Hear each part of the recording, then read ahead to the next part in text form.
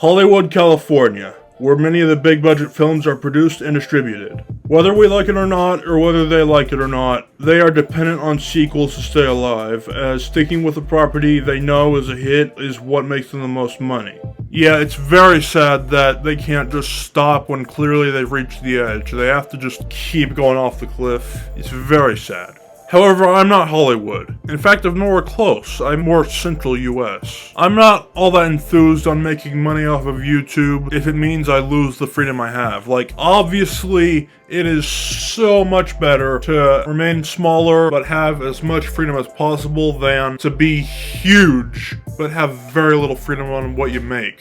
But the prophecy is still similar in how continuing what works is kind of a given at times. That doesn't mean I'm gonna not throw in a few original topics every now and then, but don't expect the sequels and follow-ups to go away anytime soon. What is considered by many to be the most hilarious BBM of all time, at least right now, is indeed aiming for a follow-up. In my opinion though, the episode has aged a little bit. I mean, don't get me wrong, it's a damn good episode, but it's kinda hard for me personally to go back to.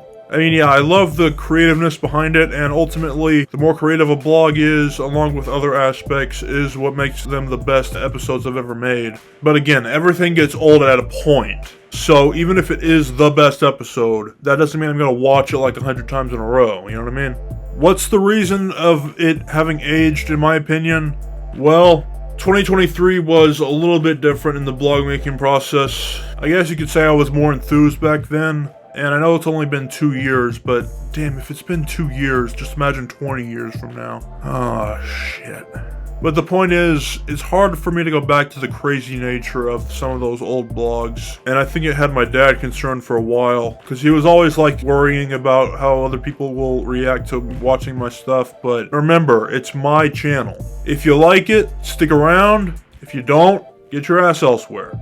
I don't intend to be hateful here, but you know, this is the type of person I am, and you have to accept me for who I am. And I think he does do that. It's just, he was just so concerned back then. And, you know, when my boss at work was going to my dad one day after helping them with some accounting, you know, he's like, hey, I've been watching your son's videos. And he's kind of like, what did you think? And my boss is all like, they're pretty good. So yeah, we are getting to a point now, at 170 episodes, there's going to be bad ones. You already know what I feel about videos from 6 years ago. There will probably always be some sort of anxiety that surrounds those old videos, but what matters most is that I enjoyed them at the time I made them. Even though, yes, they are pretty bad. I liked them at the time, so it doesn't matter. My Chuck E. Cheese clock ride theory has come to a close. But this is not about the clock ride. This is about the ticket blaster. Oh, hell no. Look, this episode is not so much meant for capturing the humor of the first Chuck E. Cheese episode. It's more so about continuing the story. We will get to that in due time. But after 2023 though, I have now found an article online that lists some information about the clock ride at Chuck E. Cheese. It does apparently have a name. The name of the ride is Tic Tac. And it's actually just a reskin of a kid's ride from Italy of all places. Are you out ruining America's reputation again? No, I'm not ruining America's reputation, actually. As a matter of fact, why don't you piss up? Help me! Help me! It's possible and likely it was not intended to be a clock in the first place, because there are some variants out there where the contraption does go clockwise, but then it kind of stops in the middle or somewhere around that and goes the opposite way. There are some versions of Tic Tac that actually do that, and that's not how a clock is supposed to go. When do you ever see a clock go back and forth like that? That's some pretty interesting information, Kale.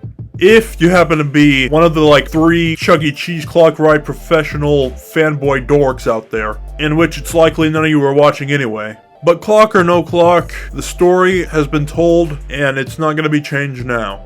For a while, Chuck E. Cheese has had this contraption known as the Ticket Blaster. I believe the premise behind this one is that if it's a kid's birthday, they can go into this tube and catch a lot of those tickets that are flying all over the place due to some like air current pressure that goes on in the tube or something. It's probably just a fan that blows the tickets all over the place. But honestly, that sounds more like a paper cut torture device to me personally. I mean, I never went in there when I was little. That could be because it possibly wasn't around back then. But the point being, even a lot of the kids would agree with me on that. I mean, I've seen like 3 examples of kids losing their shit being locked in those tubes.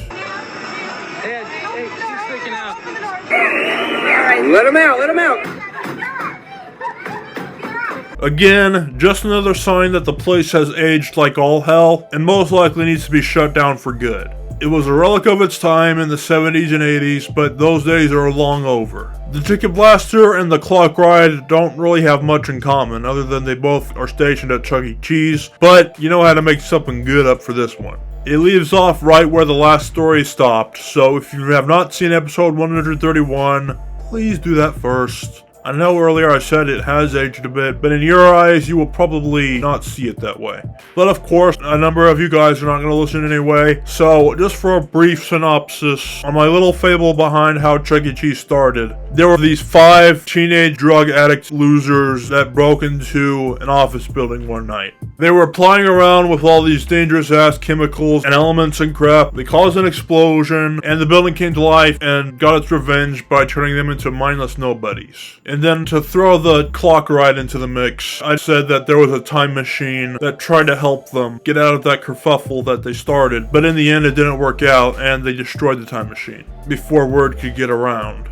Towards the end of that blog, I had mentioned that the building had made an announcement that there's going to be a pizzeria coming soon that will be named after one of these trespassers. And while the method behind them doing so is pretty interesting, if I have to be honest. You see, this building never actually came to life during all this, to be more accurate. The thugs that broke in just thought it did because they had drank too much shortly before the intrusion. And sniffing in the fumes of those dangerous chemicals, you know, that only made their hallucinations worse. Yeah, I had you guys all believing that the building is a real thing, but it's not alive. I mean, it's a character, but it's a stupid ass character, so. But I mean, like, think about it. If there was this, like, 10 to 20 story office building just shouting shit in the middle of the night, in the middle of downtown, you know, I think some eyebrows would be raised. Nevertheless, though, all 5 of the thugs kept hearing the same voice in their head, and they did whatever the voice told them to do. I'm still going to refer to these voices as the building, though, because I don't know why else they would make a building a character at Chuck E. Cheese. But building was well aware that 4 out of 5 of these thugs were under 18 years old, and that surely at least one of their parents would be very skeptical and concerned that they were not at home way after curfew. So the building wanted these slaves to, well, 1, destroy the time machine that I mentioned earlier. It was pretty damn cruel. Like, they were just demolishing, punching, you know, chainsawing and smashing the time machine. And the time machine was all like, "Why are you doing this? I thought we were friends. I tried to help you." But anyway, after all that was taken care of, what the building wanted them to do next was go down to the basement, where a bunch of old ventilation pipes were lying on the floor. Yeah, you know how in many basements in larger buildings there's like really big tubes in the floor, wall, and ceiling? Sometimes they even show themselves sticking out of there. Well, you see, those pipes were actually the building's trachea. And that is basically the term they use for the tube that connects the lungs to your throat, which is then connected to your mouth. However though, and this will sound very weird at first, but unlike any being I know of in this whole entire world, this building I'm talking about actually sheds its trachea and grows new ones underneath it. Yeah, that's a thing apparently. And grasshoppers typically shed their skin up to as many as 6 times in their life. Building, on the other hand, does it about 70 times as much, or 420 times. No direct pun intended. 6 times 70 is 420. It just is. And yes, I am aware that I said earlier that building was not actually alive, it was just a hallucination. But that's the only excuse I got as to why all these pipes are just lying on the floor. So let's just go with it. The people that actually worked in this building were either unaware or just didn't bother with cleaning up all of these pipes. Like, there are tons of them. More than the 420 that I just mentioned. Because, like, each pipe is connected to another pipe, and that makes up the whole trachea. So yeah, there's going to be an ass full of pipes. But remember earlier when I said that the parents were most likely worried and wondering where their kids have been this whole time? Well, they did end up calling 911 to have the cops be on the lookout for them. But it took those cops quite some time to find where they were located. And this is the part of the story where the tubes come in handy. During the time the police were searching for these thugs, the thugs had been ordered to construct a bunch of mass accelerator cannons out of all these old pipes and other machinery down in the basement. The purpose was to fend off the police until they could get that pizzeria completed in a warehouse that wasn't too far down the street. And these Macs were unbelievably powerful. So damn powerful, in fact, that the cops just had to give up.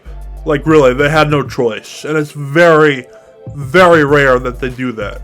If there's some sort of threat going on, they would get the military in there and get big-ass tanks and nukes, but no, not even those are going to stop these mass accelerator cannons. A lot of destruction was caused, and it was fixed over time, but, you know, this pizzeria did become a thing, so apparently it worked.